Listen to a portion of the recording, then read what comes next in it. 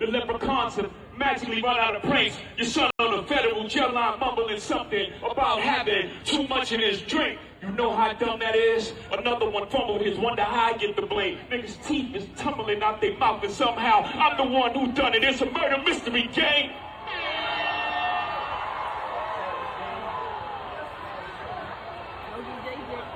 You had to catch Kyle and thunk it. Was you who punked his? I'm the one who strung the pain. That hill you can die on. It's way too much flack that comes from those planes. I'm killing them softly. What's understood don't need to be explained. You want it one way, it's the other. I spill on you suckers, I maul you niggas gang. I ain't much for me, it's no how. Cancel the brunches, I remember the hunger pain. The price of the bricks going up. It's gonna cost you a beat to even say my name.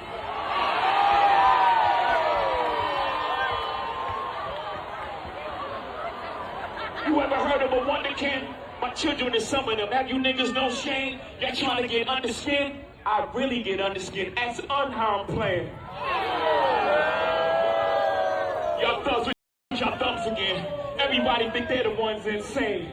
You're no maniac. Watch y'all saniac in my presence, nigga, straight. I need a new therapist. This shit is not working. I'm truly on the brink. Y'all better not encourage him. Y'all don't want me to think these thoughts that I think. That nut-ass nigga still stuttering. That chatty patty down on his luck again. Quest introducing me to Jaguar. I don't know why I still fuck with him.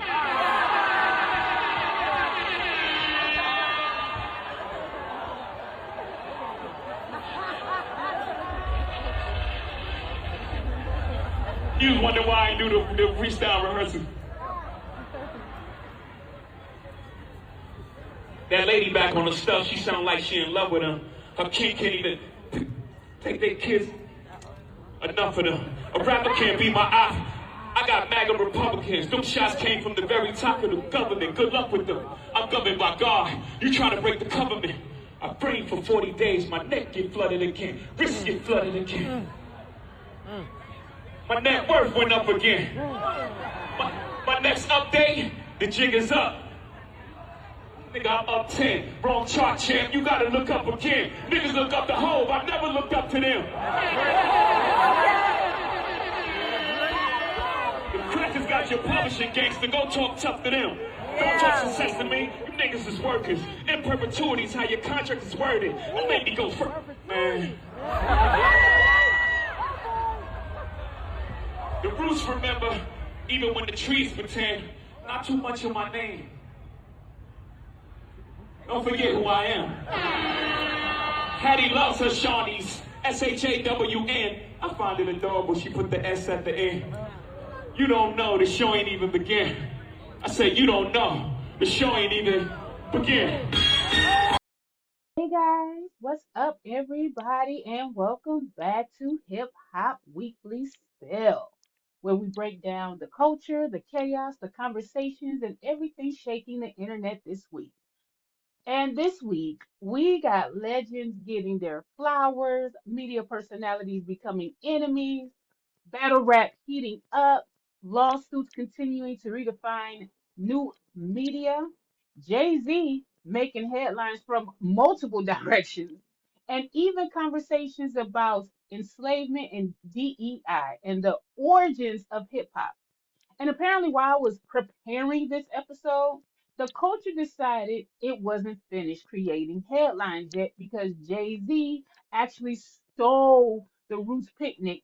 Remy Ma celebrated all weekend, and Amanda Serrano added another chapter to her boxing legacy. So grab your tea, coffee, smoothie, whatever you sip on, and hopefully you don't spill it on yourself.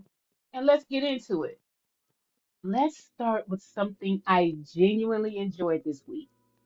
Queen Latifah sat down with Angie Martinez, the GOAT herself, Angie Martinez of radio, and gave us one of those interviews that reminds us what longevity actually looks like. They talked about her legacy, her motherhood, privacy, growth, and navigating decades in entertainment without losing herself. And honestly, Queen Latifah has become one of those artists whose career is bigger than music now. She's a cultural institution. She also discussed why she did not come out, right? With her relationship and what have you. She felt like she didn't need to, and I respect that. So when you get a chance, check out Angie Martinez's full interview with the queen herself, Latifah. Also, the great pioneeress herself, Miss MC Lyte, also spoke about being honored and inducted in the Hall of Fame. Okay? Because this was so important. There were no algorithms when MC Lyte was out. There was no social media. This was way before streaming. So the women like MC Lyte created lanes from scratch. And I'm so glad she's getting her just due. Let me tell y'all something that made me smile. That I happened upon it. I happened upon it. Okay? Guess who back outside, y'all? Which I don't think she really left outside, but she let us know that she's back outside for real. Shawnna. Yes, Shawnna is back outside. Shawnna popped up freestyling online and immediately reminded people why she was one of the most dangerous rappers of her era. That wasn't nostalgia. That wasn't a reminder. That was bars don't expire. I want y'all to listen to her TikTok freestyle she did over Juvenile's a song. She just listen, just listen. I like what you doing, my nigga. Like how you moving, my nigga. I had to hop on this shit and show all the little bitches. I'm still out here cooling, my nigga. I'm about to tool my nigga. That should be coolin', my nigga. No fooling, my nigga. She off the Julio, shaking that booty so good. All these niggas keep drooling, my nigga. Right? She a bad bitch, but she ain't me. Say she getting bread, but I can't see. You want your food on the stove and your face getting rolled. You gon' find out fucking with an auntie. Now make your mind up. What you want, a young hoe? Need a bills paid, help her with a condo. You want a young chick, never had a crib or a whip or a boss bitch stepping out the condo. See, I love what you do when you lick on that click. You be working them fingers and jerking that dick. Squirting that mouth while he slurping and burping. I'm curtsy, might go berserking that bitch. Throwing it back when he beating it up and he beat it like it's 215s in the trunk. Niggas a snicker, that chicken and liquor, that booty got bigger, them titties don't plump. No, you can't call me, do not hit me up. Know how to find you when I wanna fuck. Don't try to crowd me, I'm not in the clubs. I been catching my flight and be back in the mud with a big booty, big booty bitch. Big booty, big booty bitch. Big booty, big booty bitch. Big booty bitch. Let's talk about Miss Big Gemini Gang herself, Remy Ma, who has been celebrating the whole weekend. You've seen everybody celebrating with throwback posts and birthday posts and everything. And her birthday was on May 30th, and it looked like a movie. This does feel like Remy Ma weekend. And on top of that, a lot of the clips are circulating from her upcoming Lifetime movie that's supposed to be out June 20th, I believe. And it's called Don't Trust the Girls Upstairs. How many girls is upstairs that y'all can't trust? I'm trying to figure it out, right? But hold on, let's talk about something real quick about her birthday. Social media immediately noticed one particular moment. See, Remy reportedly entered her celebration to 50 cents in the club, otherwise known as, it's your birthday. But you know what else? She also had the birthday party at his Planet Hollywood, what is it called? The restaurant, the Planet Hollywood restaurant in Times Square. So that's owned by 50 Cent as well. And if you've been following hip hop this year, people immediately started reading into everything. I thought it was cool though. She had a lot. The color theme was green. Beautiful. Now, before the birthday party, she had birthday shenanigans on the 29th. It was her, Juju, everybody that was in their pajamas. You seen the clips back and forth, what they were doing. And they had a wonderful time. And then on the 30th, they had a party. Okay. But there's one more thing that stood out too. The amount of love that Remy received, the birthday wishes that was poured in from across hip hop, the artists, the athletes, media personality, the fans, everyone seemed to show up to wish her a happy birthday. Then, and this is my observation from what I saw on social media.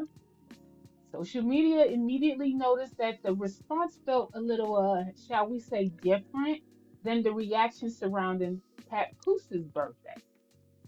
And that could have fueled more conversation.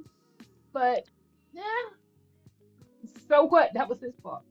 Another added bonus to that, Alicia Baumgartner, who is also a Gemini and celebrated her birthday earlier that week, I believe, she also showed love to Remy Ma as well as Amanda Serrano, but we'll talk about that in a minute. Which continues to keep Alicia's name out there, although she is not like she needed that, but that was a interesting connection that she's also a Gemini too. So, hmm. But let's move on to our next theme here. So y'all know it's about to be another hot girl summer, right? I had to say that 3 times. I'm trying to prepare y'all because Meg Thee Stallion swimwear line was outside. She hit the runway of Miami Week, and these photos are gorgeous. Her bikini, her two sets, and what have you, are so pretty. Um, Meg Thee Stallion is doing what she's supposed to be doing. She's continuing to prove she's more than music. Her swimwear line continues to expand, and she recently showcased the pieces at the Miami Swim Week. This is so important because we are seeing more artists become brands, but the women in hip hop, and I've said this before, are the ones that's really been pushing the brands the last like what 5, 10 years. And Meg Thee Stallion, I don't think she gets enough credit. I don't care how much y'all hate Meg Thee Stallion, that girl ain't do nothing to y'all. Meg has proven that she's one of the few of the new girls of the new generation that proves that she doesn't need rap to make it. Cardi has proven that from the new what you want to call it, the new class. Now she's more of the new established class, but of let's say the new class where Meg came in, she's shown that she does not need to rap. She owns her master. She owns her publishing. She's independent. She raps when she wants to. She has all of these like ads and sponsorships. She's been in shows. She has that Popeyes. She this line here with swimwear and what have you. She's been doing a lot. So I like that about how she caught on to that early. Like it feels like I think that she realized way sooner that you know what, I'm not going to be in a rat race of rap music and trying to get a hit and this and that. Not to say she can't get a hit, but bigger to Texas, her mixtape that she did, her previous mixtape, that was fire. Y'all can hate Meg all you want to. That mixtape she had was fire. I listened to that. That is good replay value. Y'all listen to that damn mixtape 5, 6, 7, 8, 10, 10, 15, 30 times. I love that mixtape. It was very eclectic. It was her style. It was many sides of Meg Thee Stallion. So she's doing big things. Uh, Late times it ain't nowhere in the vicinity of this. Okay, you know who else is outside again? Young and May. If you go to her YouTube channel, Young and May been she has new music out and everything. She got new videos out. So she's making her rounds about her new album that's supposed to be coming out. And of course she spoke to the GOAT herself once again, Angie Martinez, right? And she really got into some things serious. She got into things that was beyond the music. That interview was a reminder that artists are human beings dealing with real life challenges while, millions of people watch. So she gets into that. She also says that she could sing like Whitney Houston, but she didn't sing because, we want to hear that. Now, there's also another video or interview where this is a whole different interview where she mentions that she has a song with Tory Lanez. Now, of course, the music business, people are going to collab with people that will be unfavorable, that we think that's unfavorable, and that's people's opinions and what have you.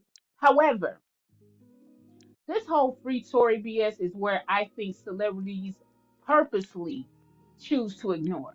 So in the other interview, she was clear in saying free Tory, and I need to understand why.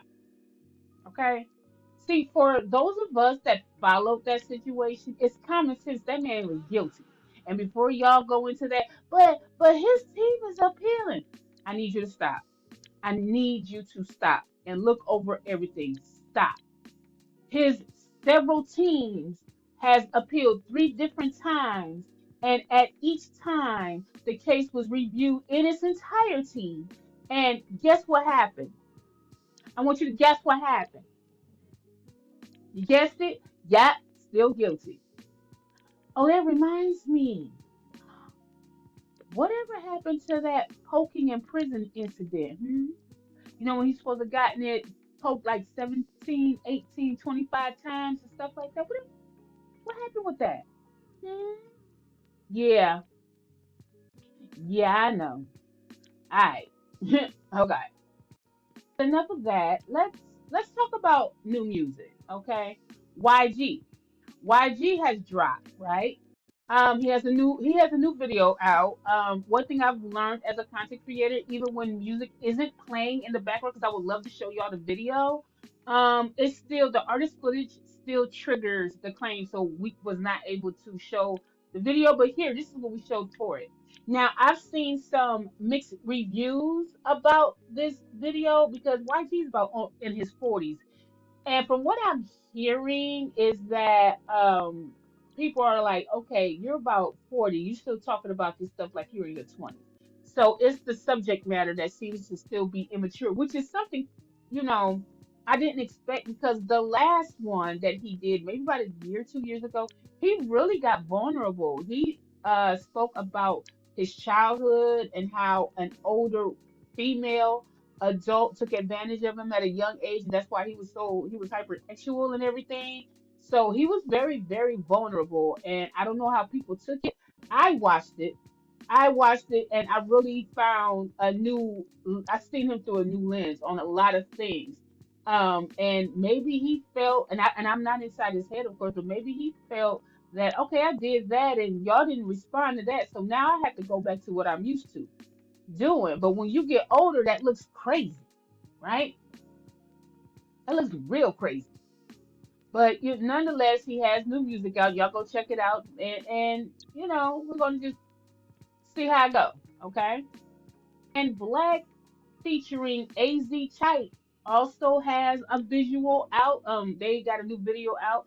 You know, I like AZ Check. That boy can really rap. He can really, really rap. And of all the featured artists that I remember on that GNX album, he's the one that's been pushing the most. He was out there making appearances and what have you. I know Lefty Gunplay was doing some things too. And he was having like a problem. I forgot Problem's real name. I'm so sorry, but I know it was Problem. Problem and them was working with him real good and everything. I don't know if that's still the situation or not, but I know that he was, getting on the right track. There was a couple of them that I don't know what happened to them, but AZ Track has been consistent. He got a record deal out there, bad boy, and ever since then he's been running. His train has not stopped. So shout out to AZ Track for this collab that he's doing or being featured on Black's new song. So check that out. Now let's talk Drake for a minute. Okay, so Rolling Stones reviewed Iceman, and social media is debating whether the project lived up to the expectation, right? Rolling Stone gave Iceman 3 stars, okay? Then came the stream conversation, which was really weird, okay? People noticed that Drake's Spotify numbers dropped significantly after the initial release surge. But I want to explain this in toddler terms, not to try to disrespect anybody. Just roll with me, okay? So what I'm thinking is going on is this. Imagine an ice cream truck shows up, right? Everybody runs to try the new flavor. You know, the ice cream truck has a new flavor. Everybody like, oh my God, I gotta try it, I gotta try it. And so pandemonium, everybody went for this new flavor of ice cream. Next day, nobody comes back for that ice cream. They actually get other types of ice cream, but not that particular one that was creating pandemonium in the beginning, right? A lot of conversation, what have you. Now, that doesn't mean that the ice cream was bad necessarily, right? It could mean that it was opening day curiosity and it was massive, but the real question in all of this is, did people keep coming back? And if they did keep coming back, was it for that particular ice cream, or did they say, I'll go with something else? And I think that may have been what was going on. Everybody was anticipating um, Drake's return with Iceman. I think he has over 40, like 43 songs also. So people was anticipating. They sat and listened to all 43 songs, and they probably just said, "Nah, I'm cool," and that was it. That was it. So that's all I got for you guys with Drake and his album. It seems like there's a lot of mixed reviews. It seems like his fans is excited, but fans of hip hop is like, I mean, it's 43 songs, which is crazy. I don't like anybody releasing albums with 43 songs in it anyway. I think that if you have to release 43 songs, to me it's like you look indecisive. And I know some of our favorites have done that, but a good 10, 12 songs is okay with some skits. You're fine. 16 at the most. Relax.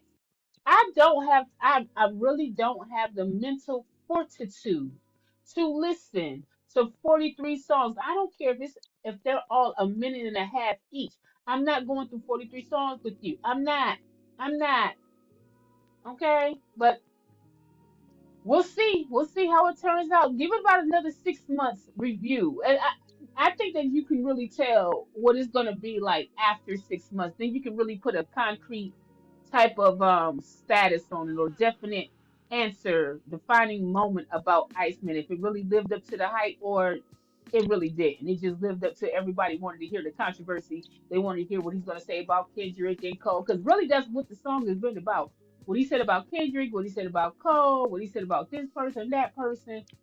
Outside of that, what else you got? Okay. All right, so let's move on. Let's move on. And so, guess what, y'all? So, there was another pioneer of hip hop television, the legacy of hip hop and R&B and what have you. I was able to catch up on an interview, right? I didn't even know it was out. It just so happened it was in my feed. And I was just shocked at who it was. And it was the pioneer himself, Fab Five Freddy. And he was talking about the origins of hip hop. Before I get into the origins of hip hop, I need y'all to understand who Fab Five Freddy is. He is a legend. He is an icon. He has been around. Y'all got to understand when hip hop wasn't that defined yet, that man was out here representing hip hop to the fullest. Y'all know if y'all know Big Tigger, then you better know who Fab Five Freddy is. Okay? Because he was before Big Tigger. Y'all, oh my God. A pioneer. Pioneer. Pioneer. But anyway, let's get into it. One of the most important conversations this week actually came from him in his interview. See, what happened, he was being interviewed about the origins of hip hop, right? So he basically reminded people that the origins of hip hop started within the Black American culture. Now, I know everybody's like, no, but I'm this and I helped and Cool Herc and Cool Herc. Yes, DJ Cool Herc, but DJ Cool Herc himself admitted that he used Black American beats. See, y'all got to understand there's contributors and then there's those who was at the foundation. Okay? Stop rewriting history. Just because we say we started it doesn't mean that we're not acknowledging the contributions of people. Okay? But we're going to stop playing this bull jive, right? Black Americans created hip hop like they created every other genre. And I have actually asked people, I said, okay, if hip hop was created by part of the diaspora, why didn't y'all create jazz? Why didn't y'all create country? Why didn't y'all create blues? Why didn't y'all create pop? Okay? Like everything in America that deals with music, especially Black Americans did that, and they all cross each other a certain way. Jazz and hip hop are sisters. The way people was treated in jazz and in hip hop. I don't know why Black people don't like country music. The first, if I'm not mistaken, the first country music artist was a family called, ironically called the Carters. If I'm not mistaken, somebody check me on this though. And if my memory serves me right, they learned their guitar stringing from a black man, and that's how they defined the sound of country music. It was a black man that taught them how to do that. Okay, country came from blues. Point blank, period. So I don't even know why y'all allow them to sit up there and tell y'all when y'all can come in and come out. The hell, that's ours. We created that. We created rock and roll. You know what I'm saying? I love grunge. I love garage band grunge music, right? I love garage band. I love like Nirvana and all of that, right?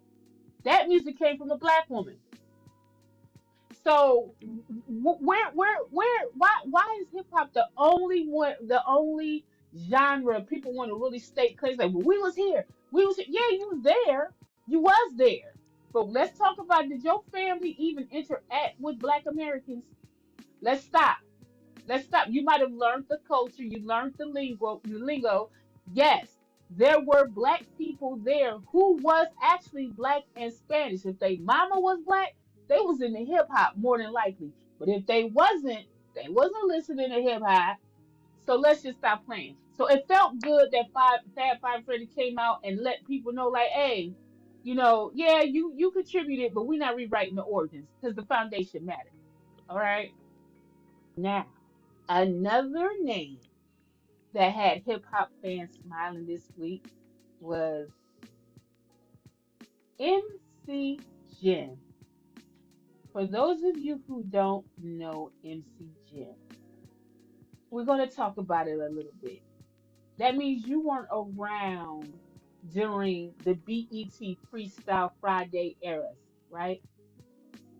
So you may not fully understand how important MC Jin was. He was signed to Rough Riders, if I'm not mistaken, and I gotta find his cover, his album, but I believe it was like Teach You Chinese or something like that. He said that he felt bad about it, but I think he was on point with it actually. Okay, this again was before social media, viral clips, TikTok. You had to really stand in front of people and rap. And Jin was one of them people. MC Jin did exactly that. He became one of the most recognizable battle rappers in America, and he was one of the first Asian American rappers. Okay, that hip hop loved MC Jin. So seeing him back outside rapping, and he looking healthy and everything, still showing love to the culture. He's always showed love to the culture. It just reminded a lot of fans of an era where bars came first. It also reminds us that hip hop is one of the few cultures where people can leave for years, and still be welcomed back if the talent is real. And I'm glad we're over that hump. I'm really glad we're over that hump. I think people finally understood what Jay-Z was trying to do when he did 444, right?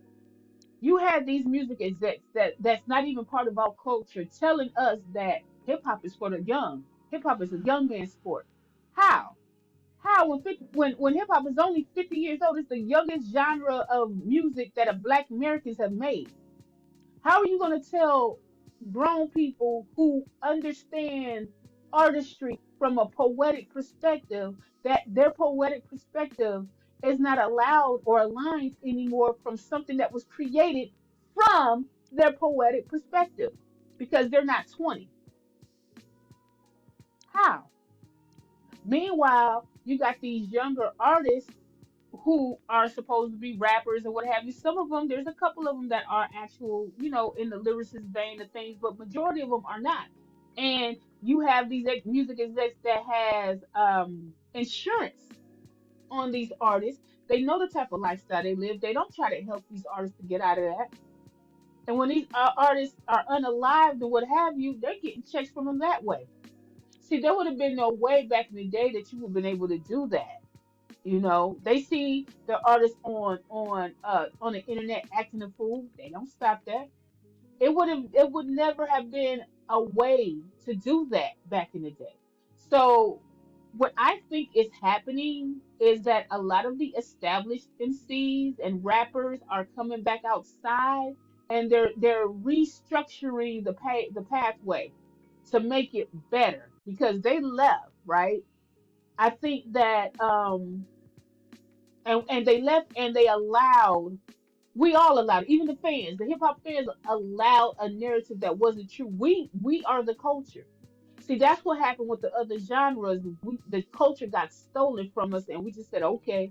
This time I think I don't know who it was, where it started, but somebody started waking up and said they're not taking this from us. They done took everything else. They're not taking this from us. So when you have 444 from Jay Z, you have like even with Kendrick with his stuff, you're having a lot more. You have LL out here doing Rock the Bells and stuff because he wanted to make sure the pioneers got paid. That's why LL did Rock the Bells because he wanted the ones that we didn't get to see.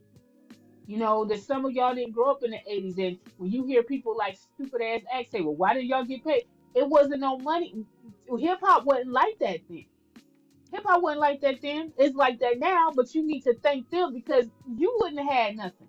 We'll talk about him in a minute though. But anyway, yeah, so I am really proud of the established MCs like T.I. coming back outside, Juvenile coming back outside. You know, folks is back. Remy, I'm gonna keep saying Remy. Remy coming back outside. Shawnna coming back outside. Ludacris came back outside. Like, let's talk about like last year. We had Kwame. A lot of y'all don't know who Kwame is. Kwame is the 1980s rapper. He used to wear polka dots. He came out with music last year. Slick Rick came out with music last year. The God MC himself came out with music last year. Big Daddy Kane was on some music thing, a person in the car, and he was rapping all this. I just saw Akademiks. I If y'all don't know who Akademiks is, y'all better go listen to it. I just saw him, and he sounds the same, by the way. So you have all these people that's coming back outside, and you know what I want to see now? I want to see the next generation Tupac. Not somebody copying Tupac, but in for their era. I need a Tupac. I need a KRS One. I need a Public Enemy. I need a oh gosh, what is their name? I need a Dead Presidents. We need those. I need a Common. I need y'all's era to come around and do that because when you had people like say 21 Savage that was over there on Maps shows speaking about we don't freestyle no more. Nobody in Georgia freestyle. He a damn lie. Who don't freestyle in Georgia? He gave Atlanta a bad name when he said that because I'm like, now I didn't listen to the Dungeon Family, all them correct. I didn't listen to Field Mob, you know, Outkast, Killer Mike. I didn't listen to a lot of Southern MCs that knows how to really rap. And here your stupid ass telling us we don't freestyle. We don't do no ciphering. We battling. We don't do I was like, who don't? Who, why y'all even let this brother speak? Why do y'all let him speak? But nonetheless, I'm glad. I said all that to say I'm glad that the established MCs is coming back outside. Even if it's the established one hit wonders. I remember seeing tag teams, and they was just in a commercial a couple of years ago. Whoop, there it is. Still making money off of that. I'm just saying. I'm just saying. So hopefully the people, the MCs from the golden era is not that they need to rewrite the golden era, but I think that they're trying to recalibrate this era to everything that they learned from that time. They're trying to apply it to this time. So hip hop will be okay in good hands in the future. I think that's what they're trying to do. And if that's what they're doing, I love the recalibration and I welcome it. So can we talk about Dame Dash? I know some of you might not want to, but just bear with me, okay? So Dame Dash was discussing N.O.R.E and yet again Jay-Z. Dame said that Jay never truly believed in N.O.R.E the way he did, right? And he don't know why N.O.R.E is all buddy buddy with Jay-Z. Now, okay. N.O.R.E came out around what? The mid 90s, mid 90s, early 2000s, what have you, right? Jay-Z was out then. A lot of people was out then, right? And this is Rockefeller when Rockefeller was at its height. It is now 2026. Why are you, Dame, still talking about situations that happened in the 90s that apparently both people have moved past from? Okay? 90s was a lot of competition. A lot of competition for everybody. I don't know if whether Jay and N.O.R.E, whether Jay felt felt the way about N.O.R.E back in those days. Okay, if N.O.R.E and Jay Z is that cool right now, apparently somebody must have had a conversation a while back, right? So I'm trying to figure out, why is Dame Dash still stuck in that time period? And you know what it reminds me of? It reminds me of, like, with if you remember Married with Children, right?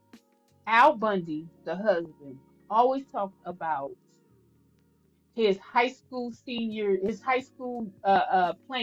school football senior year. I think it was senior or junior year or something like that. And he was in varsity or junior varsity, I forgot. But his glory days has always been high school football, right? And he stayed stuck in that time period because that was his good old day time. He he was a shoe salesman. He had a wife he hardly loved, what have you, kids he couldn't stand, even though they was all family. But his glory was always talking about high school football. And that's how I look at Dame. I look at Dame that his glory was Rockefeller. That's all he got to hold on to, because he did not move forward. And everything that he moved forward was trying to upstage what him and Jay Z did at Rockefeller. Okay? Him, Jay Z, and Big. What they did at Rockefeller. And I think that that's why he's stuck there. There's a saying that if you want to know who was at fault in a relationship, step back and just watch everybody's move, right? Unless they're real sneaky, you probably can't figure it out. Jay Z took a lot of hits, right? He has taken a lot of hits about things that Dame Dash has said, right? And some he responded in songs, and some he's like, I'm not responding. But it's always Rockefeller and what Jay Z has done.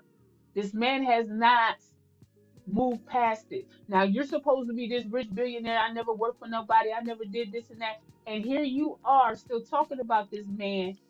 You had to sell your portion of what was that? Was it the Reasonable Doubt album? Because I think it was split a third, a third, a third. And I think he was trying to sell it to Drake in a chain or something. I'm fuzzy on the details now, but Jay-Z is going to get all that back in the next couple of years. So there's no money to be made from doing that. It still screams hustler, hustler, hustler, hustler, and not hustler from the way that y'all think of hustler is not. Because see, hustler used to be a negative connotation. You did something for quick money all the time, or to show that you got money and you don't have money, and that's where Dame Dash is to me. Okay, that's just my opinion.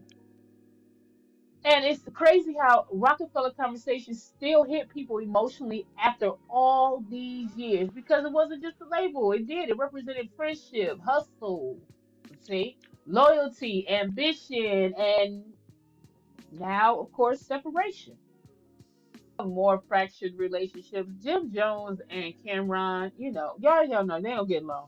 But Jim Jones decided that he wanted to call out Cameron on like some versus type stuff, right? And I sat and thought about it. If Jim Jones and Cameron actually did a versus, just those two, who would actually win? And then I started thinking, and this is where I want you to comment about the whole, my whole video, but I really want to get your opinion about, if Jim Jones and Cameron did a versus, who would win? Personally, I think Jim Jones would take it.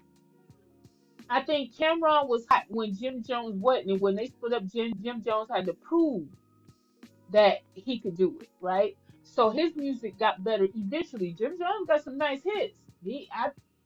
I was sitting there thinking, and I was like, I think Jim could take it. I think Jim Jones could take it. So if that was to ever happen, which I don't know if it would, but if that versus was to ever happen, who do you think would take it? Jim Jones and Cameron. And if you think that's one or the other, list the songs you think that would take it.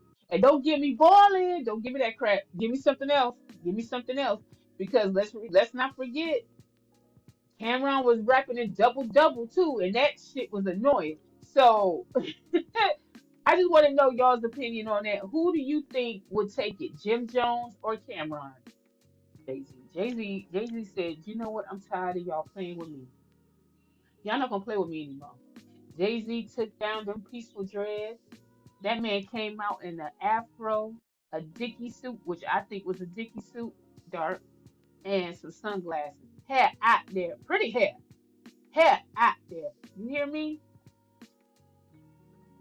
And I know people thought that Jay Z was just simply showing up for the Roots picnic, like I did. Like, okay, it's gonna be Jay Z, right? But I was hoping that he would at least cut his hair and get into his bag because he was also celebrating, which I think is coming soon. He's celebrating his anniversary albums that he's coming outside for. But apparently Jay Z said, "Nah, f all that. I got other plans, and y'all about to walk through this with me." Because not only did Jay Z perform, he showed up and showed the entire hell out. Okay? Social media started talking after Jay Z appeared with the Fro and delivered a freestyle. And I love that this was a freestyle. Y'all could talk what you want. That man freestyle. Okay? That's what freestyling is. I don't care. Argue with your mama, not me. That man freestyle and he was rapping. You hear me? He was rapping. And some people are like, well, he may be talking about this person. He may be. Nah, he was talking about all of them. He was talking about Dame Dash, Drake, Kanye West, Nicki Minaj, Jaguar White, right? Well, I don't blame him. Tony Busby, and there might be some mofo. He was talking about all of them. Every last one of them. He got all their asses. Okay? And he should have because they've been talking crazy. The only one he didn't talk about, if you notice, was DJ, well, I don't call him again. Akademiks. He didn't speak about him, but he roasted their ass. He roasted them, and it felt great. So I'm thinking with all this stuff that he was doing, we're gonna call this weekend with this weekend's theme accountability, right?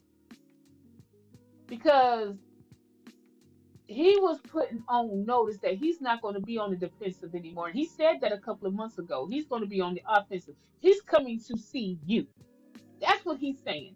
So we got this freestyle. We're going to play it. Well, actually, I don't want to play it again because there's so much and I'm kind of nervous about it. But understand the freestyle that was played in the beginning, that's what he was doing. And the biggest moment wasn't even a freestyle, even though that was dope as shit. The biggest moment was the reunion when Jay-Z was on that stage. He shared the stage, people, with Beanie Siegel, Beanie Beans Siegel, Serrano, and Freeway. All three of them shared that stage and was rapping. And I wish I can actually play the song. You'll see it if you haven't already saw it. I can't play the song, but it felt good seeing the three of them on stage. That was beautiful. That was hip hop history again for me. Because like I said before, Rockefeller, we spent years, fans have spent years talking about the separations and different lawsuits and business disagreements and all of that stuff, right?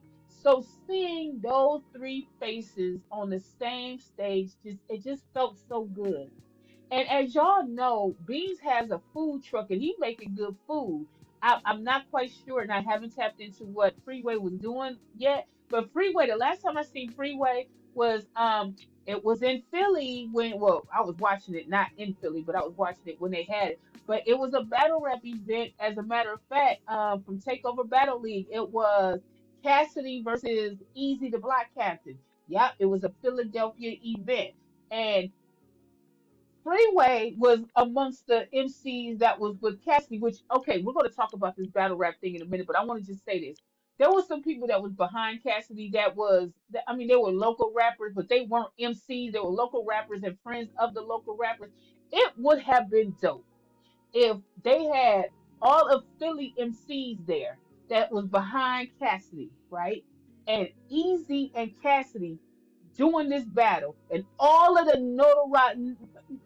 notoriety, all of the Philly MCs that is local and nationally known that have put foot to pavement to help the Philly hip hop scene, because there's a reason why Philly is called the land of the spitters. But it would have been so dope if all of the Philly MCs were standing behind Cassidy and they looking at Easy and like, now rap, and him and Cassidy do a battle, and it would have been because it would have been for Philly, and that would have been beautiful. It didn't happen that way. You had a bunch of folks outside of Freeway that was over there with Cassidy, and they acted a fool. And Easy was about to whoop Cassidy ass in that battle. In that battle, y'all say what you want about Easy. That boy was 1-0. He was 1-0. Easy was rapping.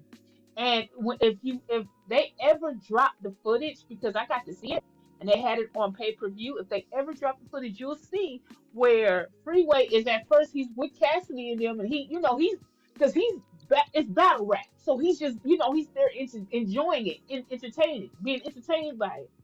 And he started seeing how Cassidy did was kind of moving. He didn't know what was going on, but when he got it, when Easy got into his bag.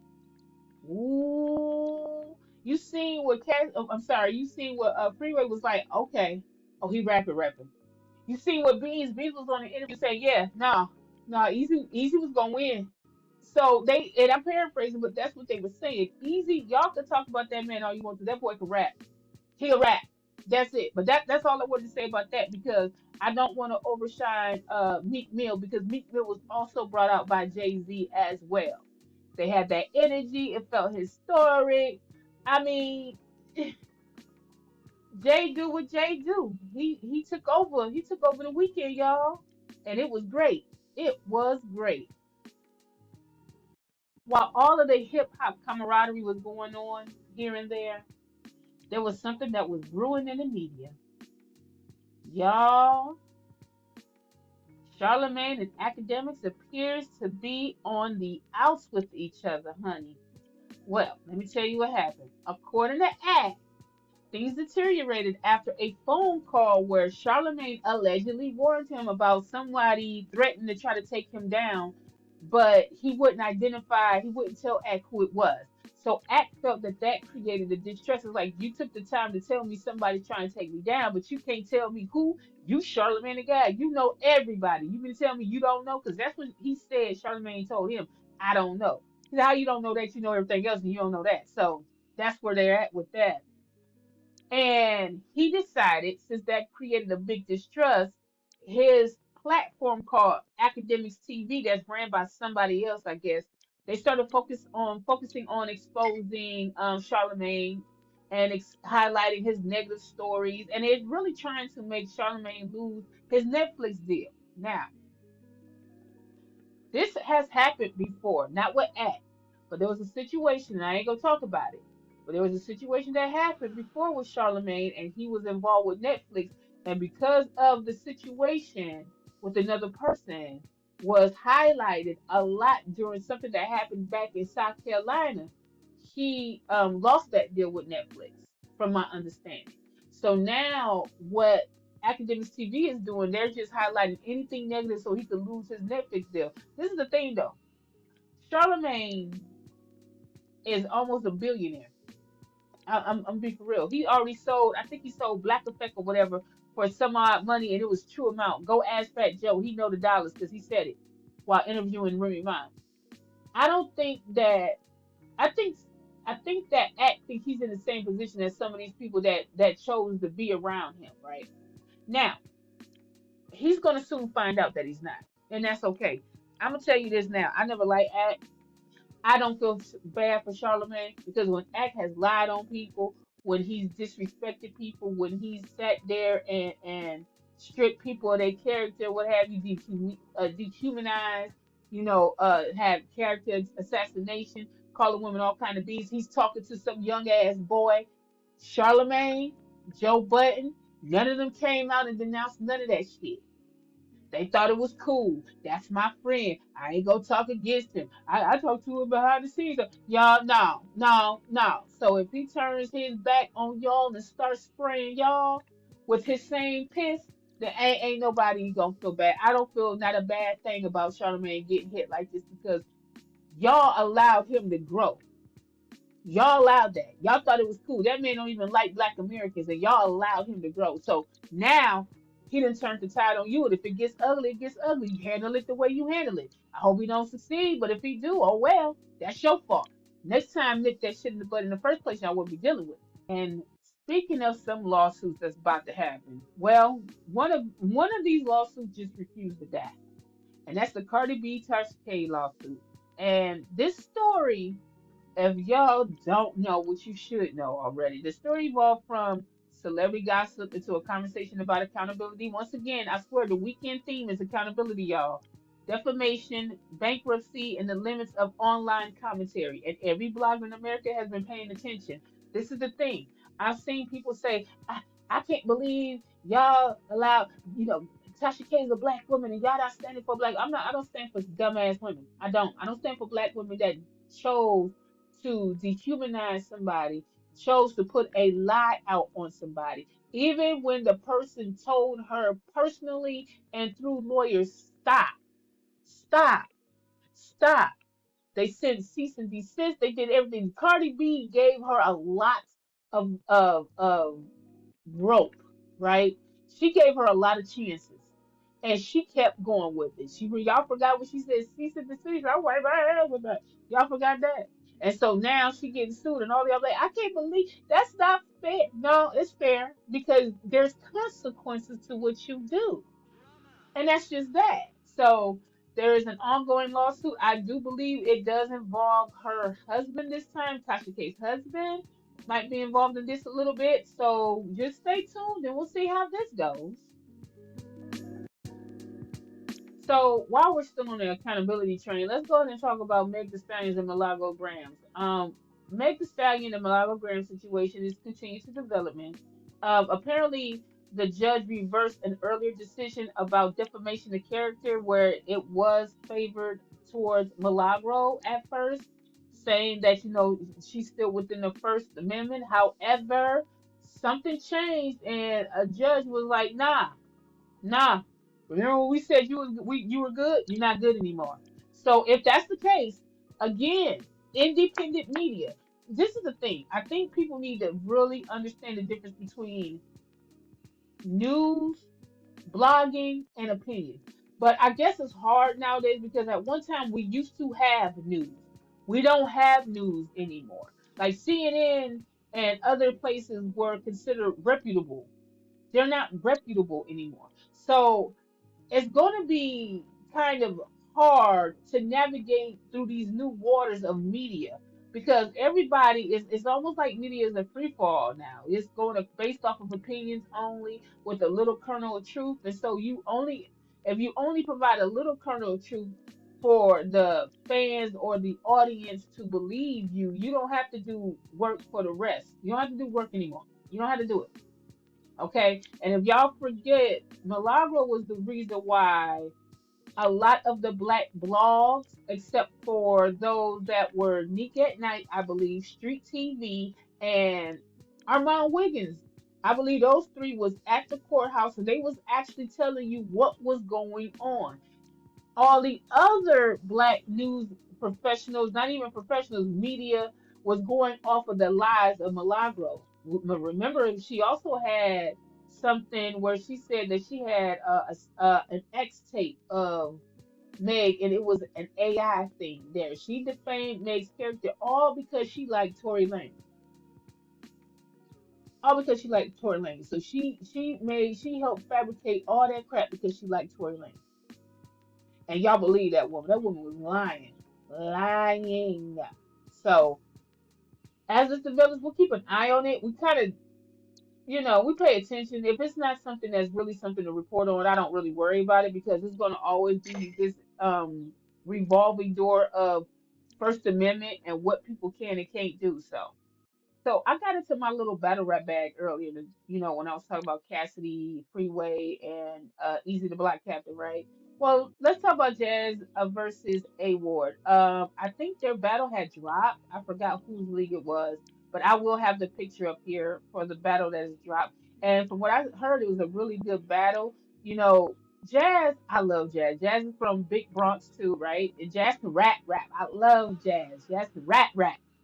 She really represents an.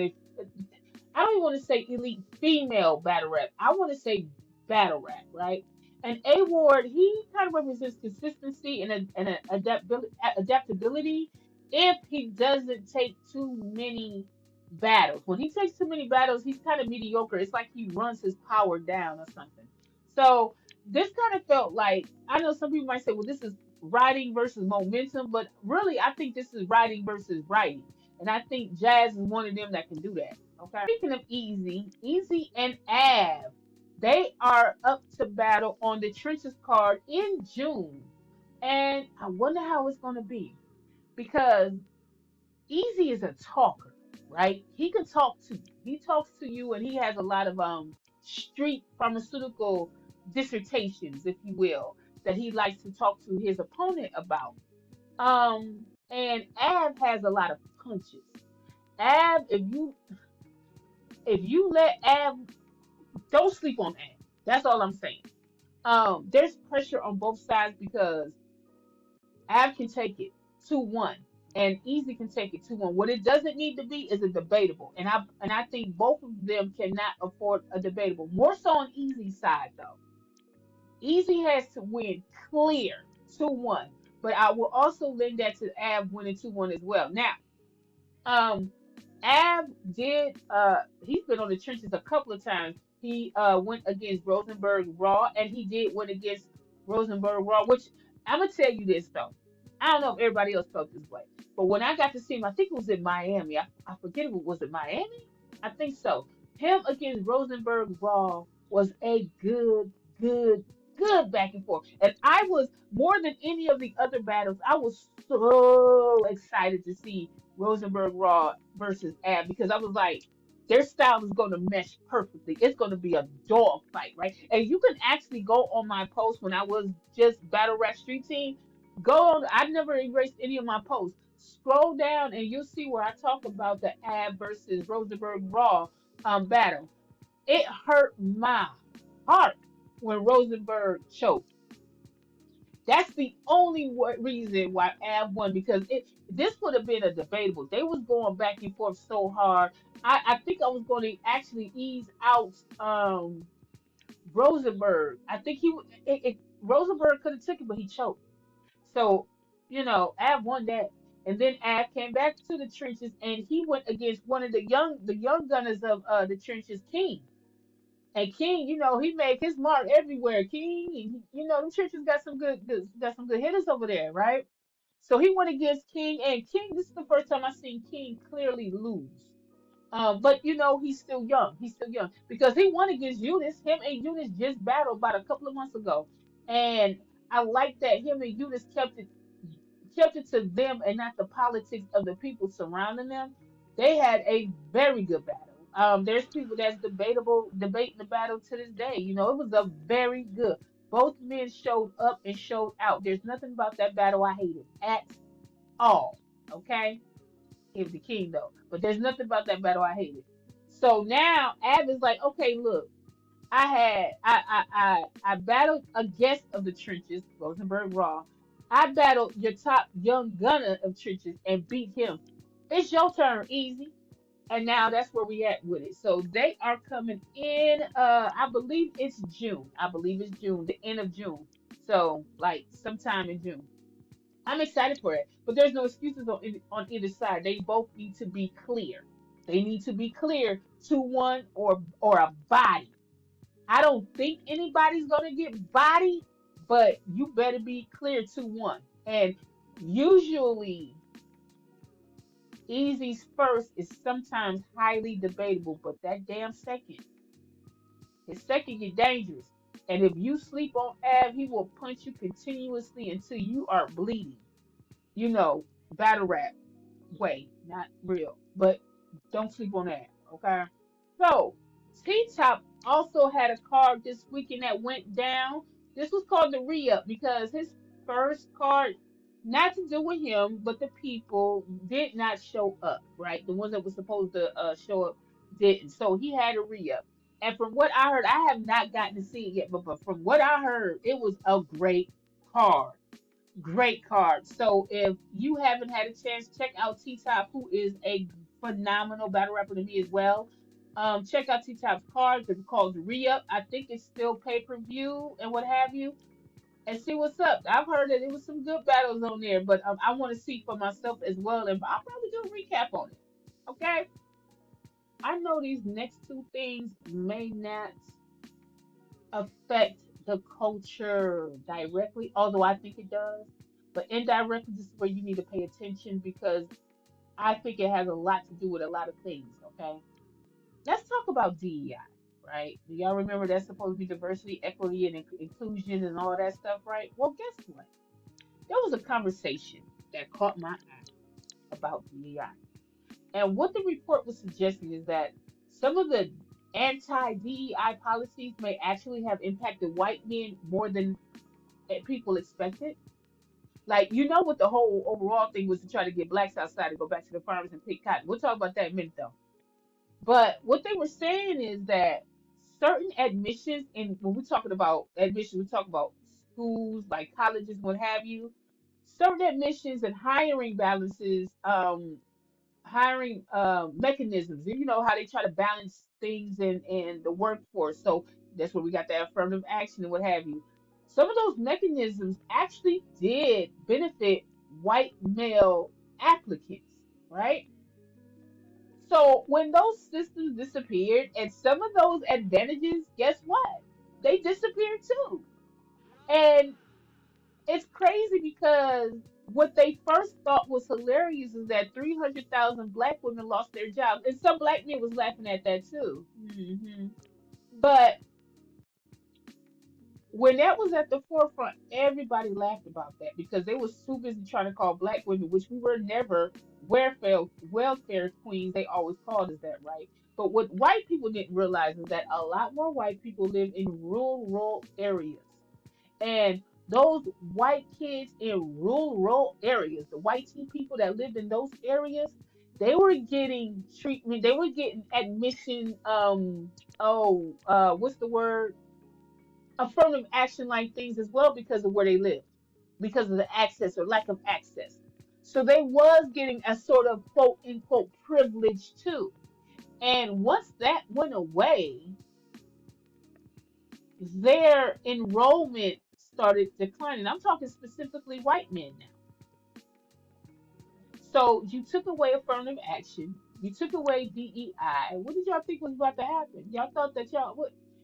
All of this was in conjunction with Trump saying, you know, the immigrants are taking the black jobs. And I remember asking a whole lot of people, I said, what black job are they taking? And I remember some of you black folks that was believing that bullshit. So they was taking nobody was not taking a job from us. Stop playing, right?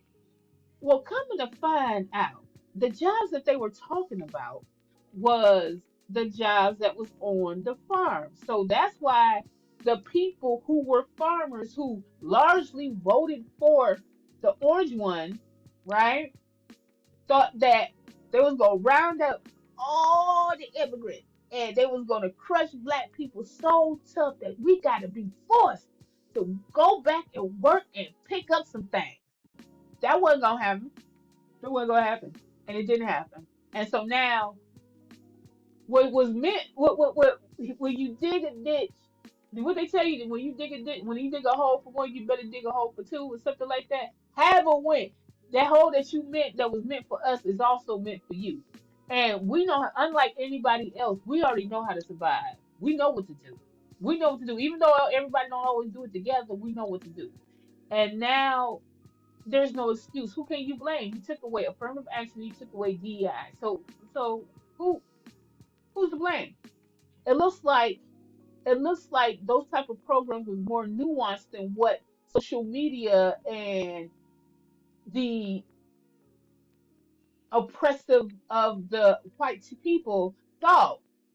They really didn't understand the mechanism of how these systems were in place and why, and it was protecting them also.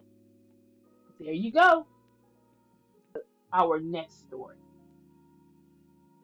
So Pope Leo, I believe that's the 14th, Guess what he did? He apologized for enslavement. He apologized for the enslavement of black people. He made headlines after apologizing for the Catholic Church historical role in legitimizing enslavement. I want to say this, and I don't care who I offend. I always felt that if you was black and you was Catholic, something was wrong with you. Because I learned that a long time ago that the Catholic Church had everything to do with what was going on with us. That's why I used to look at people. And to me, if you're a Christian, I ain't saying don't love the Lord because I love the Lord, but I ain't no religion. I don't believe in not near bit of a religion, but I do believe in faith and I love the Lord. Okay, but I don't understand. I always felt in my soul that that particular religion was strictly for the one downstairs that's hot. You understand what I'm saying? I never liked that spot, that religion at all because of what they did. And don't tell me, well, they allow people. I don't care. I never liked it. But hey, he apologized. That don't mean nothing. There's a lot of churches from other countries that, especially in Africa, that they got. So while you apologizing, I hope you bringing stuff back over there to the rightful countries that stuff belong to. While we apologizing and saying sorry, I'm just saying. That's just me though, right? But it wasn't just about an individual actually, because he's one individual, but he's representing the whole institution, so he's making the whole institution accountable for it. Okay, it doesn't change anything. I remember when Bill Clinton apologized. It didn't change anything, but at least you know that you did it. Now y'all so happy that y'all done it. Y'all wish y'all could go back. It won't happen. But anyway, I wanted to just talk about that, how at least he apologized for their part of what they had because it was them and it was the you wishes and they both too. We can get into it, but we can't. Y'all know how it is. But yeah, he decided to apologize for the difficult truth about what that part had to do with enslavement of black people.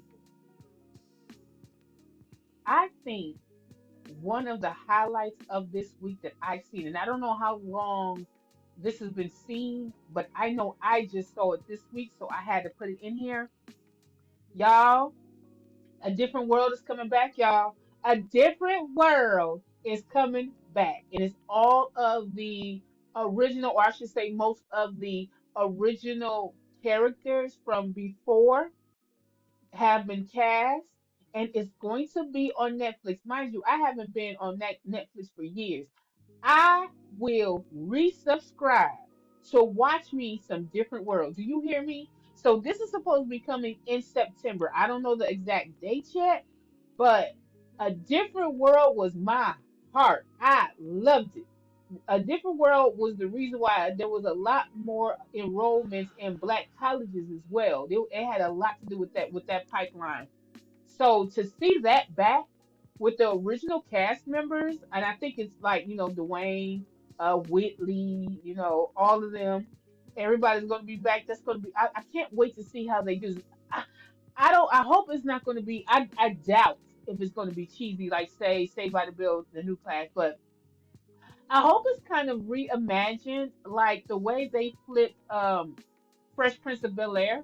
Like the original Fresh Prince of Bel-Air will always be classic, but the way that they reimagined it for this generation, for the way they did it, I love it, right? And I think they did that with Martin, and I think it was a short-lived series. I don't know if it's still on or not, but the way they reimagined or just changed it, they didn't go outside of the foundation of what the show was about, but they, just changed some of the things about it to make it, I guess, more a different version of what it would have been, right? I guess that's the best way because I love Fresh Prince of Bel Air, the way they do that. I love it.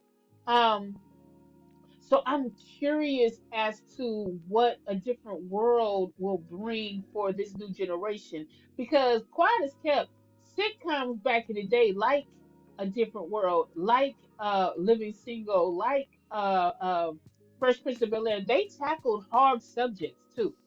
They tackled a lot of hard societal subjects. So that's nothing new for them. I think actually what's been going on in today's world would fit right in if you was to watch the reruns. It fits totally, right? So I'm excited. I'm excited. I'm excited to see how they are going to flip a different world. Classic, if you will, a cult classic. If I even may say myself, and I love it. Scary Movies, y'all, is coming back outside, and I mean with the Wayans. The Wayans is involved with this because I think, if I'm not mistaken, a couple of them they weren't a part of anymore, something like that. But the Wayans are back; they're back involved in it, and it seems like everybody there is so excited to be back. So they return. I think it's June 5th. June 5th is when Scary Movies will be back out, and I can't wait to actually get a chance to see it. So I can't front. I love this segment, this part of my show, because I love giving respect to those that came before us. Right? We talked about it about a lot of the established MCs that's coming outside to play. But let's talk about the ones that may not be here anymore as well, right? And let's begin with money earning Mount Vernon himself, Heavy D and the Boys, right? So Heavy D and the Boys dropped that album called Nothing But Love in May 24th of 1994, right? This was their fifth and final studio album, and it actually became their most commercially successful release, reaching number one in both hip hop and R&B charts, right? Which is crazy because I remember listening to all of Heavy D albums, and all of their songs. I love their songs, and I'm surprised when I found this out. I was really shocked that this was their first commercially successful release. I thought it was We Got Our Own Thing. So there you go. But this album included songs like Black Coffee, no sugar, no cream, and Got Me Waiting, Anticipating. Okay, I can't sing. I know I can't. But that was my song. I'll actually listen to that again today. And I got nothing but love for you, honey. Well, you ain't have nothing but love for. Okay. Yeah, whatever. Okay, sorry. But those were the three songs. And it was also packed with great productions from the legends like Pete Rock, from Pete Rock and CL Smooth, who, was, I believe, one of them was a CL Smooth, or Pete Rock was Trouble T. Roy's brother. Trouble T. Roy was one of the dancers of Heavy D and the Boys, and he died, I believe, or he was unalive. I think he fell off a banister or something like that. It's been a long time, but that was so sad. Moving on though, Teddy Riley was one of the producers, Marley Marl, Easy Mo B, and Eric Sermon. So that was for Heavy D and the Boys. Okay, but let me tell you something else about Heavy D that I always loved about him, right?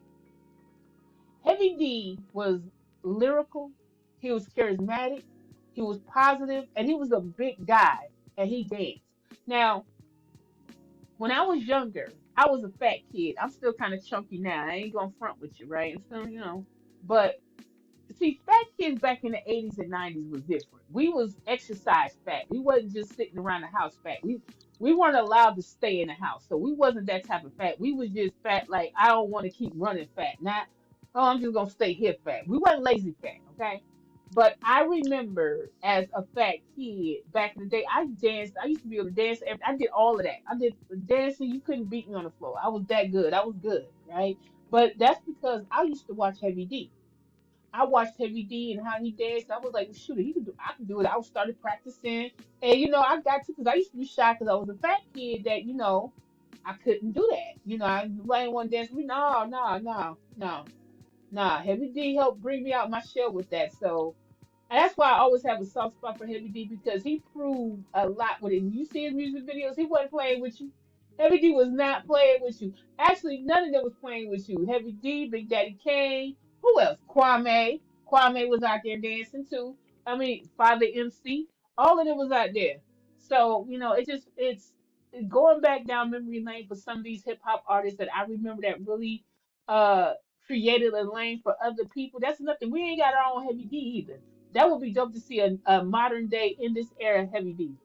So shout out to Heavy D because he also accomplished some things outside. of music. He was an actor. I remember there was some little thing that was going on with him and So For Real, and I hate that they wasn't able to work that out before his untimely unalive so unaliving and everything. But yeah, he contributed a lot to hip hop. But speaking of 1994, there was another album that also dropped, right? And that was by Jeru the Damager. Now, okay, I gotta make sure I do this right. Jeru the Damager made he had this album, okay? It hit May 24th, 1994. Okay. This album was called The Sun Rises in the East. Okay. This album was largely produced by DJ Premier. And I will tell you that this was considered one of the greatest, albeit East Coast if you want to keep it regional, because we was about regions back then. East Coast hip hop albums ever made. Y'all, if you have never in your living of lives ever listened to Jeru the Damager, go listen. Damager, I'm gonna tell you, I'm gonna show you how to spell the last part. Damaja. You can't miss it. It's Jeru the Damager. Okay? Go listen. He had tracks like Come Clean, which actually help establish him as one of the most respected lyricists of the underground movement. Go listen. I I would just go listen. If you never listened to his album front to back, you do yourself a favor. Do yourself a favor. Because I'm telling you this from my heart and my soul. Okay? Some albums don't just age well. They teach you where today's hip hop comes from.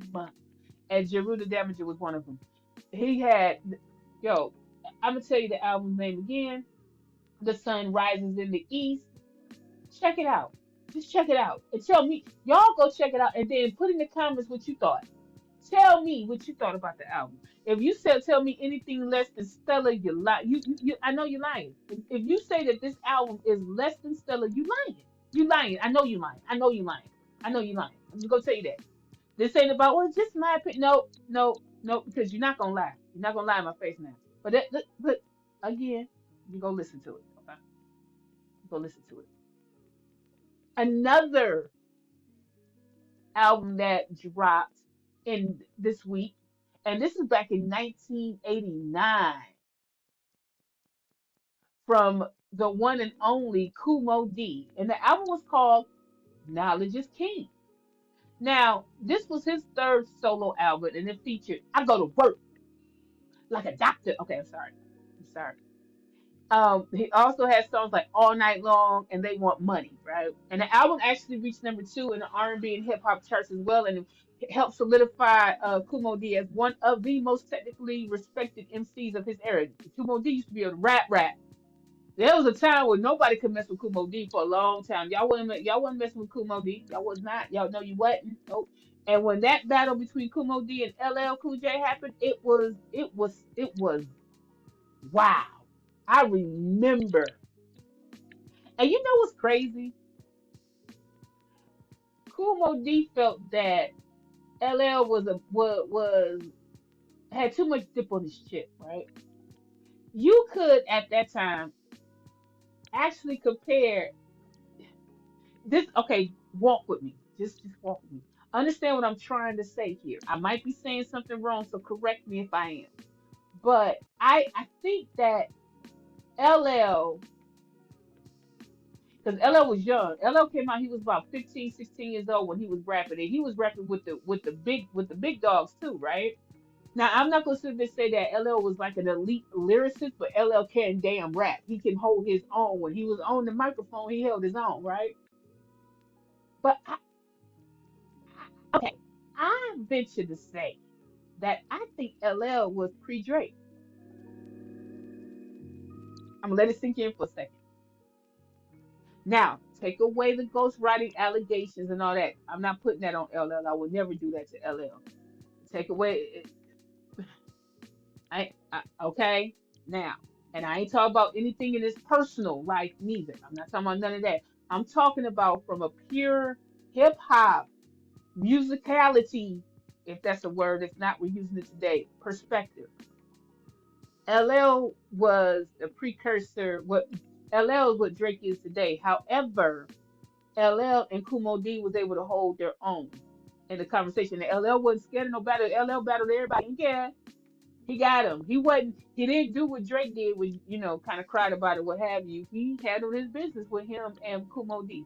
So I'm not saying that he is Drake in attitude and in his personal life, but in the status of things, LL was one of them ones. He was that. He was, I think he was the first one that did love songs in hip hop. If I'm not mistaken. He was also, I believe he was if he wasn't the first, he was one of the first that did a live band. Because see what we have, y'all got, and I watch it. Y'all have Tiny Desk, right? From NPR. Y'all got Tiny Desk. Our Tiny Desk was MTV Unplugged. That's what our Tiny Desk was. And I remember when they was about to put LL on there, people laughed from the hip hop community. They laughed. They was like, that ain't gonna work. And the day they put it, that's one of his best to this day. That MTV Unplugged with LL Cool J was one of his best performances, live performances. If you ain't checked it out, you need to check it out. It should be somewhere on YouTube. So check out that video, you'll see. And our final one was, this one I kind of cheated with, right? Because technically this wasn't in the May. This was more in June. Actually, this album dropped June 19, 1990, and it's called It's a Compton Thing. And it was by Compton's Most Wanted, right? So again, it didn't drop around this week. However, there was many hip hop pages that like to highlight things around this time. And they like to highlight Compton's Most Wanted around this time because this was the debut album of Compton's Most Wanted and helped establish the person we know now as MC8 as one of the most defining voices of West Coast street rap before gangster rap actually exploded nationally, right? When people discuss West Coast hip hop, they talk about NWA. We know NWA, but and they're gonna get the most attention. By right, they should. But Compton's Most Wanted helped tell the everyday stories of the street as well that became the blueprint for a generation. And it's interesting because that tells you that MC8 been outside for a long, long time. And can we all give it up to the great Amanda Serrano? Huh? Before we wrap up, let's give it up for Amanda Serrano. She picked up another victory this weekend. She went against Cheyenne. Oh, I forgot Cheyenne's name. I'll get it in a minute. But she won. And now people is trying to figure out who's left, right? So Shane Hansen. So right now they're saying that Amanda is building one of the greatest resumes in women's boxing history. Okay, from what I was seeing, and I could be wrong, so y'all correct me if I'm wrong. Okay, Amanda right now holds a career boxing record of 49 wins, which 32 are by knockout. She had four losses and one draw. With her 32nd career knockout, she is now tied with Christy Martin for the stoppage wins win the history of women's boxing. So congratulations to Amanda Serrano for that. So they're talking about some opponents, right? Well, we have one. One is like a rematch, which was Katie Taylor. Because remember, if I'm not mistaken, Katie Taylor was the one that Amanda and Katie Taylor both got $1 million. So they were like the first female boxers that got $1 million when Clarissa was running around saying, I was the only one, the only female that had $1 million. And when they came out and said we actually was the one that really got the $1 million, both people did, not just one. Then Clarissa started saying, I was the only black one that did it. So, you know how she like to lie and keep going. But Katie Taylor, she would like to have a rematch with Katie Taylor because I believe she wants a redemption, of course. Because Katie Taylor not only defeated Amanda Serrano, she also defeated her sister. Okay. So I think that's making her the top choice of that retirement event. Is talk about I think she wants to do that like that's her last um fight that she wants to do. But then there's another one. And I'm gonna say this because she congratulated her, but she also had a little Twitter message. And I thought that it was a challenge, but other people was like, oh, it's just congratulations. I was like, no, I think Alicia like, yo, I want to get action. I want some action with you. I think so. I think so. So Alicia Baumgartner is also a potential fight as well, right? And she's unified under the lightweight champion as well. She's been wanting to fight against Serrano, of course, out of a respect level thing. But both of them are part of MVP, right? So most valuable promotions, right? And so, because of that, I don't know if Serrano really wants to go that route, but I say, why not? I still say, why not? Even though you both are under that, I think that'll be a great card for what you both represent for that particular promotions team, staff, or however you want to call it, right? So, I think that she should do that and then do the Katie Taylor one. And Katie Taylor be her last one. Let us Alicia be first, and then do Katie Taylor like 6 months or a year later, and then boom, that's it. That's it. She because really Amanda don't have to answer to nothing else. She did her big ones. You know what I'm saying? She is a legend in this sport, and that fight was fast. That was a fast fight. I tell you what. I tell you what. So y'all, I just want to say thank you for spending this time with me. I know it was a lot to go through. But hip hop was moving this week. I was exhausted when I was pulling all of this stuff. I was so exhausted, but I'm appreciative of it too because I love hip hop. I love the culture and I love what we do with it as fans and what have you because we're basically the culture too. Um, but before I go, I want to say thank you all for helping me reach some of my goals on this channel. I could not have done it without you guys. I really appreciate all the feedback that I get. I appreciate all of the subscribers that has subscribed to my channel. I know sometimes we can be messy, but I'm really about wanting to be clear on information that's being brought out. So if you're going to be messy with the right information, right?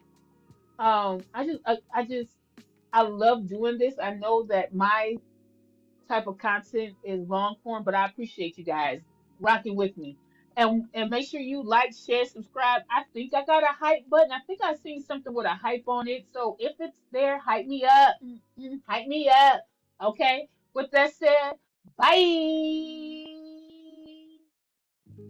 For hip hop, this is hip hop of the day. I give props to hip hop, so hip hop, hooray! Oh!